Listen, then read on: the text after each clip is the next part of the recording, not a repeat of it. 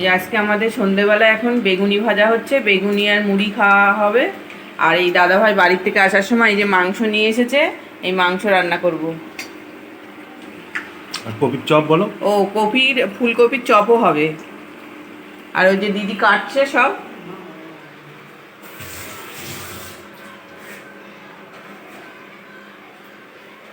এই ঠান্ডা ঠান্ডা ওয়েদারে এখন সন্ধ্যাবেলায় মনে হচ্ছে একটু গরম গরম চপ মুড়ি খাই, তাই জন্য এই বেগুনি ভাজা হচ্ছে এখন।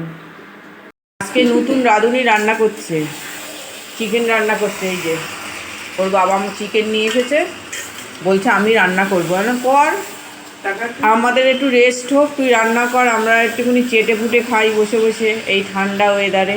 তাই ও রান্না করছে। একটু রাঁধুনি মুখটা দেখিয়ে দাও, খেয়ে দে বলবো যে কেমন রান্না করেছে, ঝাল হয়েছে না মিষ্টি হয়েছে। গরম মশলাটা থাকে না, গরম মশলাটা নেই, ফুরিয়ে গেছে। পাশের দোকান থেকে নিয়ে আসো না। চেয়ারে হাত পা গুটিয়ে বসে আছে শীতে এখানে। হ্যাঁ, কি সময় কাটছে না বলছে, কি করবে, বসে আছে। আর ওই যে সব এসে এই যে আমাদের কি অবস্থা, সব ফোন নিয়ে বসে আছে, কম্বল চাপা দিয়ে এই ঠান্ডার মধ্যে।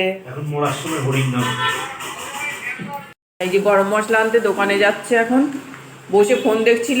এবার গরম মশলা আনতে বলা হয়েছে, তাই জন্য মেজাজ গরম হয়ে গেছে। কারণ আমরা তো এখানে থাকি না, এই জন্য হচ্ছে আমাদের এখানে সব কিছু আনা নেই, ওই জন্য আনতে হচ্ছে আর রান্না করতে হচ্ছে। এবার মা হাত দিল, মেয়ের থেকে এবার মা হাত দিল, হাত ব্যথা করছে। উরে সর্বনাশ, একটুখানি মাংস রান্না করছে তাই। ও